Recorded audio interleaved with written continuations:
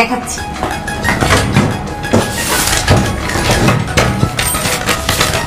এই দেখেন আমাদের বিয়ের কাবিননামার ফটোকপি আর আমাদের মেয়ের বার্থ সার্টিফিকেট। ভালো করে দেখুন।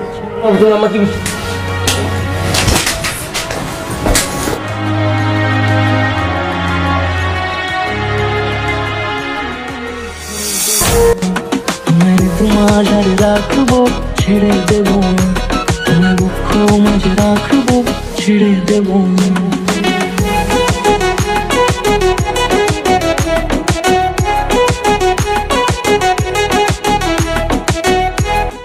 কথা বলেন তো, আপনার নাম যেন কি? সিফা। সিফা, আচ্ছা আপনি কি সুখে কাঁদতেছেন না দুঃখে কাঁদতেছেন? আমার কাছে কি মনে হয় আমি এখন সুখে কাঁদতেছি? নিশ্চয়ই না। আমি একটা ছেলেকে ভালোবেসে পুরো বাড়ি ছেড়ে চলে আসলাম, আর বিয়ের দিন রাতে আমি বাড়ি ছেড়ে পালাইছি। আপনি বুঝতেছেন? যে মানুষের জন্য পালাইছি সেই মানুষ আমাকে কোনো ভালোই বাসে নাই। তোর বোকা একটা আমি। এখন আমি কি করবো, কিভাবে বাসায় যাবো? আপনি জানেন না আমার বাবা আমাকে মেরেই ফেলবে। কত বড় ক্ষতি হয়ে গেল আমার। আপনার ক্ষতি হয় নাই, বরং আপনার উপকারী হয়েছে। একটা বার ঠান্ডা মাথায় চিন্তা করে দেখেন, ওই আসিফ হারামজাদারে যদি তার বউ বাইন্দা না রাখতো তাহলে কি করতো? সে আপনার কাছে আসতো, আপনার সাথে পালাইতো, বিয়ে করতো, সংসার পাততো। তখন কি হইতো? নেশার জন্য 2 দিন পর পর আপনার কাছে টাকা চাইতো, আপনি আপনার বাপের কাছে টাকা চাইতেন।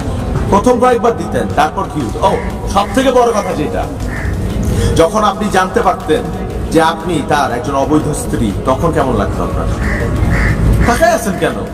এটাই তো সত্যি। তার বউ তো অনুমতি দেয় না আপনাকে বিয়ে করার জন্য।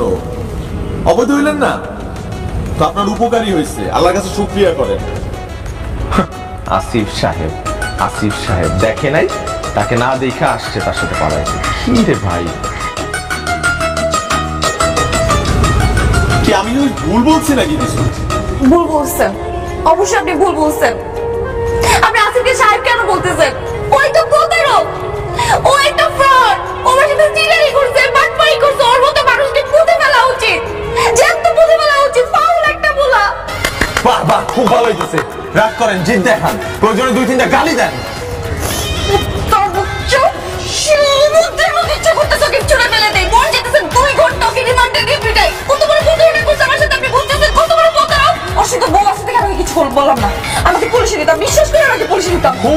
খুব ভালো হইতেছে। আপনি মনে জ্বালা মিটান, আপনি কম, কোনো সমস্যা নাই। চিল্লাই 5টা গালি দেন। এখন আমার কি হবে?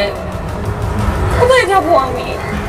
আপনি ঢাকা যাবেন, ঢাকায় গিয়ে বাপমার কাছে মাপ চাবেন, তারপরে বাপমার কথা মতো চলবেন। আরে ভাই, পৃথিবীটা এত সহজ না, জীবনটা অনেক কঠিন। আর মানুষ এত সহজে বিশ্বাস করেন না। এসব ফেসবুক মেসেঞ্জার এগুলো তো আরো না।